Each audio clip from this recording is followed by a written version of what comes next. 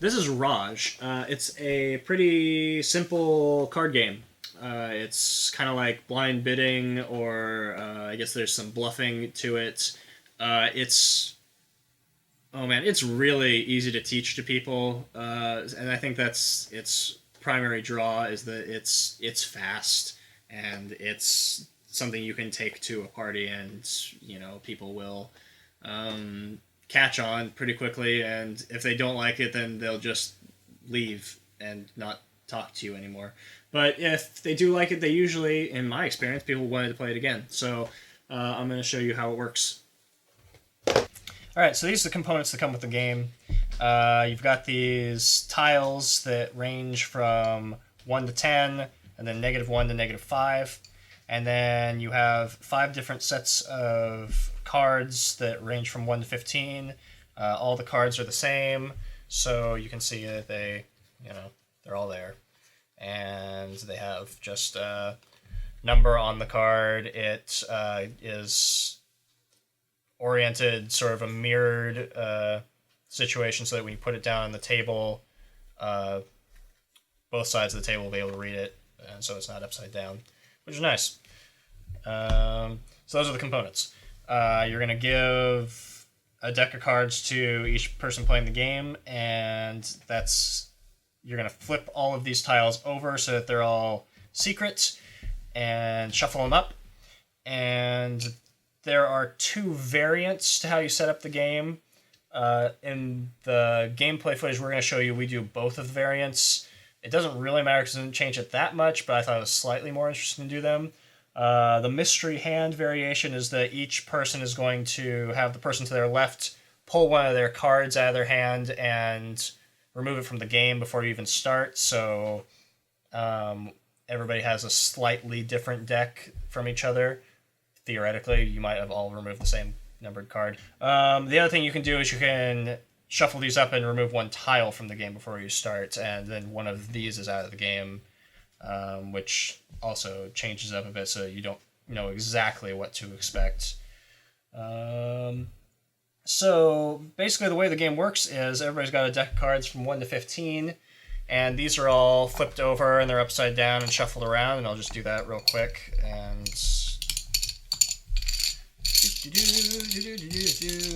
they're made out of this, plasticky material, so they make this clickety-clack noise while they're shuffling. I don't know if that's still on screen or not, but that's okay. So, you've got a pile of tiles. You're going to flip one over at a time. This is the 9, or, I don't know, the elephant. 9 is pretty high. That's 9 points, and the most you could get from any one tile is 10, obviously. So everyone's going to look at that tile, and they're going to look at their cards, and they're going to think, man, I really want that 9, and so you're all going to choose a card from your deck, and you're going to play it face down simultaneously. Let's say that this guy is going to say, I think I'm going to value it that much.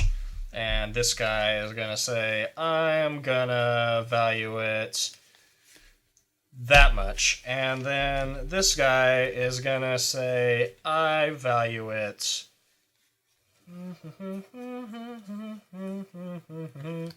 that much. So, these 3 cards are played. They're all going to get revealed simultaneously. And bam! Bam! Okay, so blue played at 15. Which was the highest card, and so the highest card is going to win the positive tile. He's going to get this and take it, and these guys, well, all these cards are out of the game now. Great. Now, green knows that 15 is used, or green knows that blue has used his 15, so he doesn't have his highest card anymore.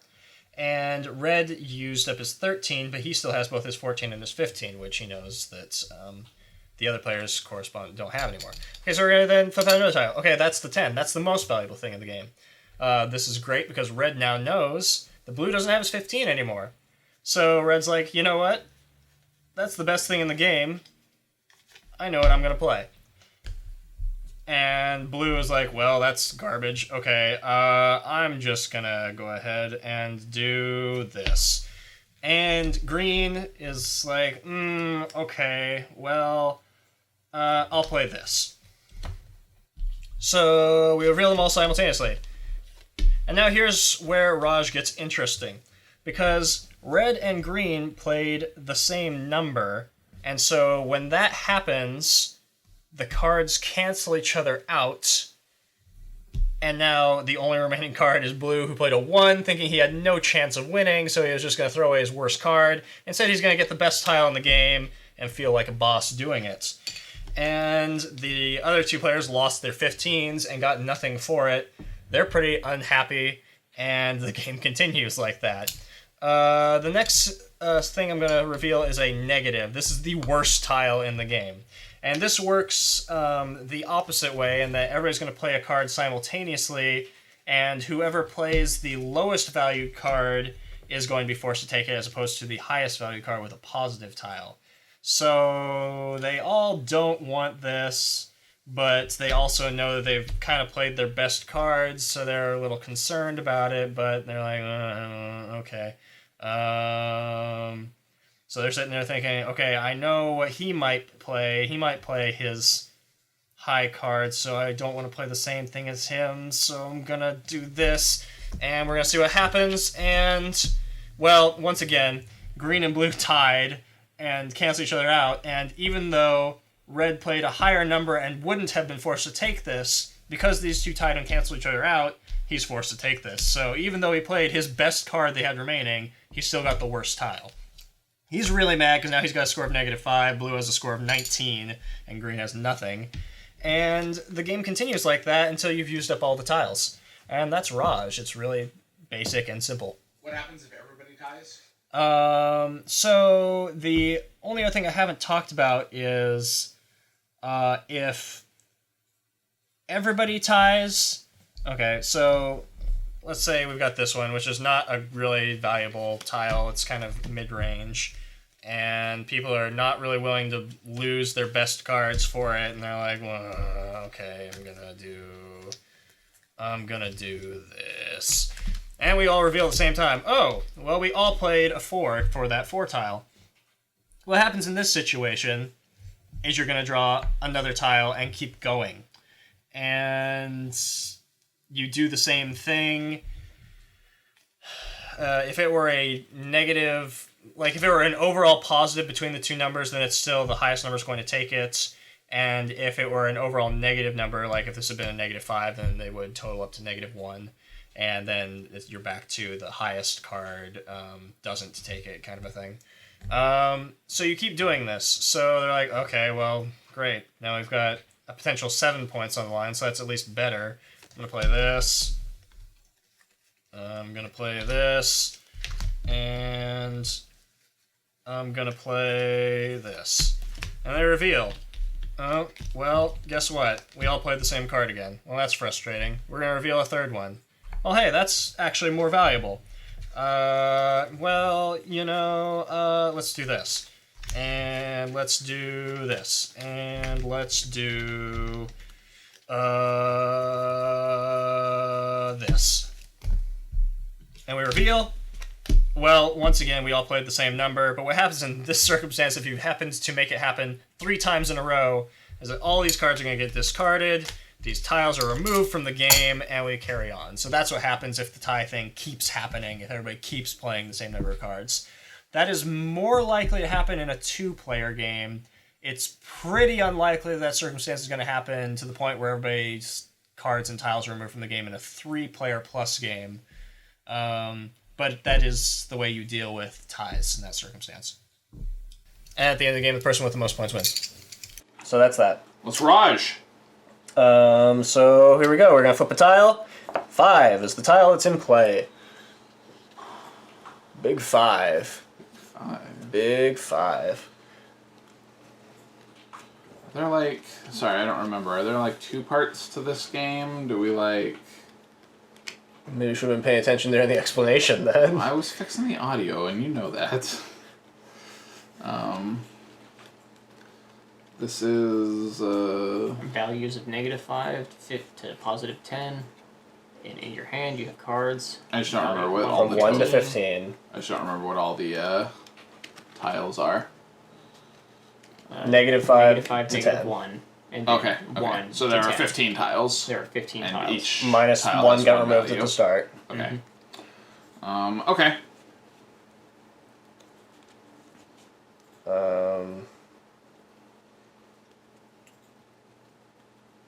Yeah.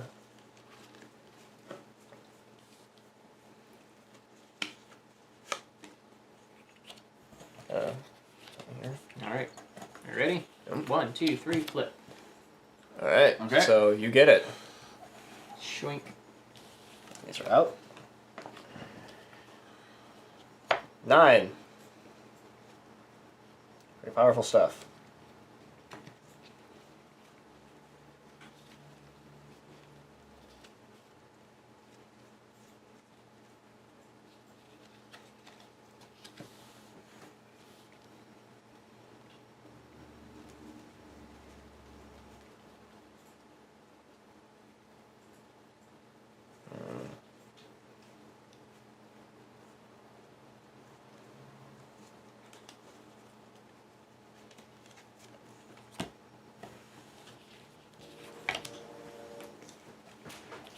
Mm-hmm.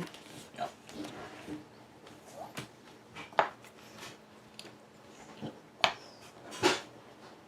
That's a 6, right?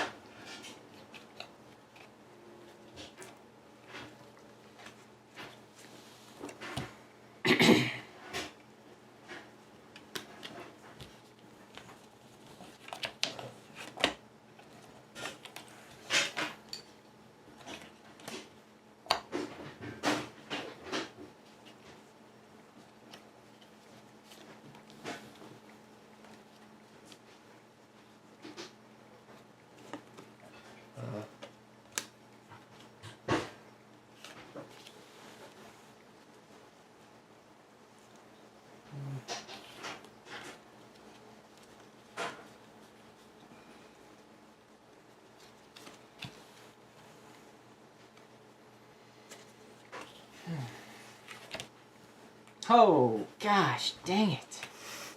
You know, the card that I pulled back was my 7. It's funny. Ah.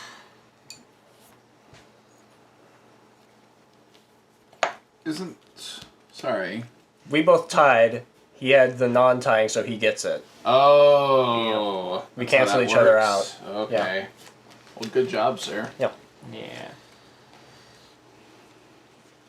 Just like now, if the two people who still have their 15s played their 15s, they'd cancel each other out, and the person who does not have his 15 would get this tile. Yeah. Mm-hmm. He's just trying to psych you out of playing your 15. Or maybe he's Is trying to he? psych me into playing the 15. It's true. Actually, no, I don't know why you would try to psych me into playing the 15. Because if I play the 15, then you lose. If I don't play the 15, then you win, potentially. But if we both play the 15, He then wins. you also lose. Mm-hmm. So there's no reason for you to tell me to play my 15. Unless I'm trying to make you think about it. Mm-hmm. But my card's already down, so. He's thinking about it. Mm-hmm. Mm-hmm.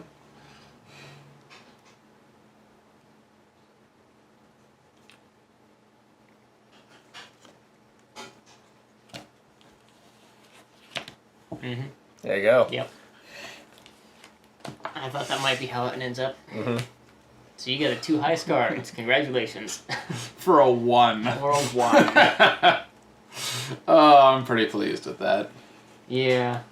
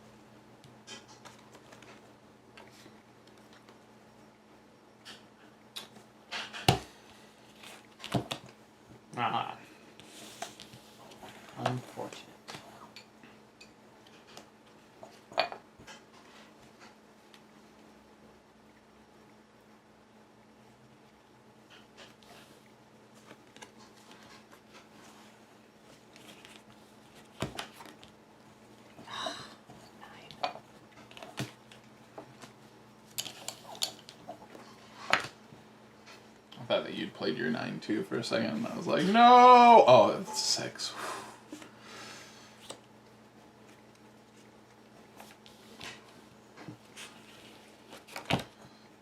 Aww.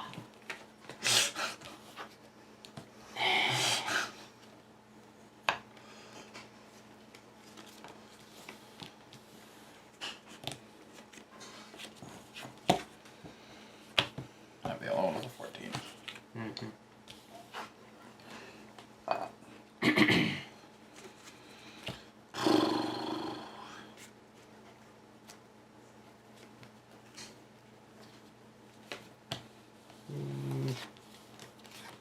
Well, okay. Oh, sorry. I thought Fine. everybody was. Well, I got it anyway. I thought he was picking his He card did up a to double flip. take. No. Oh. It doesn't matter. You cannot possibly cash your score. Oh.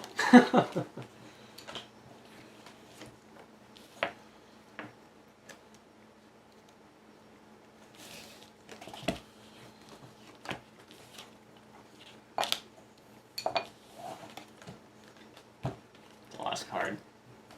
Woo! That goes to you. Yep. Alright.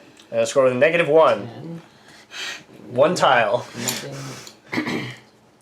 16. 29. Yeah. Yeah, because with just the 9 and 10. Yep. Raj. Yep. Raj! Raj! What do you think? Now, Raj is a game where the first time we played it, we weren't interested, and we immediately put it up for trade. Yeah. And at that point, we had it for, I want to say, like 6 or 8 months before it finally did just now trade. And I kept taking it with me to game nights just because it was a game you could play with a group of people, like, and I didn't care if it got trashed at a pub or something. It never did get trashed, but I was pretty uninterested. I was unconcerned about, it getting messed up. I was like, oh, whatever. Then we just won't trade it. Then yeah. Yeah. So in the process of wanting to get rid of it, I ended up playing it about 7 times over the course of months, and I don't think my opinion has changed of Raj. I feel more or less the same way I did about it in the first place, in that it's really simple, it's easy to teach to people get it really quickly, and in most cases, people wanted to play it again. Mm-hmm. And I guess that's a sign of a good game that people at least were not like, oh, that was garbage, let's never look at that again in our lives. It's a game that you can take to a game night, take to a party situation, or take specifically to a group of people who are not severe gamers. Mm-hmm. And they will play it, they will learn how to play it, and they will pick it up really quickly and probably want to play it again. Yeah.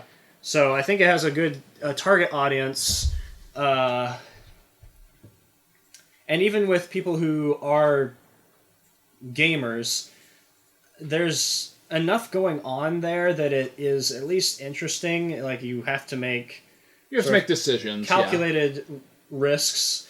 A lot of reading the other players and trying to figure out what other people are going to do. So I absolutely don't think that Raj is a bad game. Mm-hmm. I think that specifically this edition of it is very plain. Mm-hmm. Definitely. With these sort of, I don't know, rummy cube tiles that it's got going on, and just cards with numbers on them. Yeah, the cards are not attractive. I think the tokens are not bad. I like the material of them, they're... But are they handsome, like the box says? They are not handsome. Okay. But, they're sturdy, they're made of plastic. I don't... Like you were saying, this is a game that you could take to a pub and play with people, and it's going to be pretty tough for it to get damaged. Right. I know this is really nitpicky, but every time I play this game, people have looked at the 6 or the 9 tile, and because it's not underlined, think it's one or the other because people aren't all facing the same direction. Yeah. That's just a really stupid nitpicky thing because obviously the picture was upside down. But I'm not kidding. Every single time I play it, someone's like, "Oh, I thought that was a 9." After they played their card, like they don't say anything until after they play their card. Oh, I thought that was a 9, and I played my like 15. I don't think it happened when we played yesterday. I don't think so, no. But I don't know. I guess that's giving you credit that you're more intelligent than the average person that I've been playing with. But yeah, it is kind of it would have been a good design decision to underline that, and I mean, you could do that yourself really easily. But you know, that's kind of a point to this is that this is out of print. And it's really basic. You need decks of cards that go from 1 to 15 for each person. And then tiles that go from 1 to 10 and then -1 to -5. You could make this yourself with, like, paper. Yeah. You don't need to even own a copy of the game. There's an edition in Germany that is, like, vultures. It's not called Raj. I don't know what it's called. It's something to do with vultures. And the pictures on the cards are actual, like, drawings of, like, vultures. That's probably the edition to go for if you're, like, interested in how this works mechanically. And to be fair, I think this works mechanically well. I've always found it to be at least, you know, not painful to play. It's really fast. It's really fast, and it's a good thing to... I usually throw it out at the end of a game night. Like, people are sitting there like, well, I might play one more game. It's like, okay, well, here, let's play Raj. If you're upset, then, you know, then you wasted 5 minutes of your time and moving on. All in all, I would probably give it a 6, I guess. Like, I don't want to tell people they need to go get this game, but I also don't want to say stay away from this game. Yeah, it's not bad. If you found it at a, you know, secondhand store for a couple bucks, then fine, pick it up. And you can see it right there on the top of the box. This one is labeled used furniture, $1.95. So clearly that's what someone did, is they picked it up secondhand. And then we got it through trades. But it is probably worth, I don't know, $5 or something. Like, I think that'd be fine. It sells for more than that for no reason, just because it's out of print. But maybe it'll get reprinted in a more attractive edition. That'd be very interesting, actually, if someone picked this up and cleaned it up and made it look more modern and aesthetically pleasing than this version. Yeah, definitely. So yeah. Well, there you go. That's Raj. You've got this rule book that's, you know, really basic. You've got this very peculiar insert that's, you know, echoes the design of the front of the box with this sort of top of the tower and then, like, this weird shape that holds the tiles. It's just kind of strange for what it is that they put the effort to make an insert that looks like this. It's not even really... It works, but it's not really formed to match the components. It also has this story of where Raj came from, which is kind of interesting that the guy who's credited as the designer did not actually, like, you know, make the game, but he is credited as the designer. So there's all sorts of kind of interesting elements to this, but I think the most fascinating part about Raj... and specifically this edition, is the back of the box, where, you know, on this shot here, you'll see that it's got the information about the game, and they have all this flavor text that's, you know, dressing it up and making it sound a lot more grandiose than it actually is. But the most fascinating thing, I find, is... the winning moves team, down here in the lower left corner of the box. It's kind of odd to even see a game where the guys responsible for the design team are pictured on the back of the box. It's, kind of akin to, like, sometimes you'll see a movie and they'll put a picture of the director in the lower corner for some reason. If they're, like, a really, accredited director that people know. I don't really know that people would recognize any of the people in the Winning Moves team. So the fact that sitting here and telling us about who Tom Kramer is, that he discovered the guy who developed the Rubik's Cube, and Alex Randolph is, a big developer of games in Europe, and this other guy is the foremost authority on Monopoly. And it's talking about these things that have nothing to do with Raj. But the most fascinating thing about all this is when you look at the picture itself, and you think, man, these guys went down to their local Sears and stood in front of one of those generic blue gradient backgrounds, and they wore matching turtlenecks and took, like, their doo-wop band photo. And that's great and all. You look at it at first glance and think, well, that's really interesting they even bothered to do something like that. But then upon closer inspection, so if you look in real close, you'll see that these guys are not, in fact, wearing black turtlenecks. Someone has gone into Photoshop and blacked out whatever clothes they were wearing. So this is a picture of 4 disembodied heads on a blue background. Just something about why someone would bother to take the effort to do that, I find more fascinating than the game itself. And so I felt like it was worth documenting that this is a thing that happened, and I felt like sharing it with you. So this is the Winning Moves team, and at least one of them is responsible for finding the guy who came up with Raj.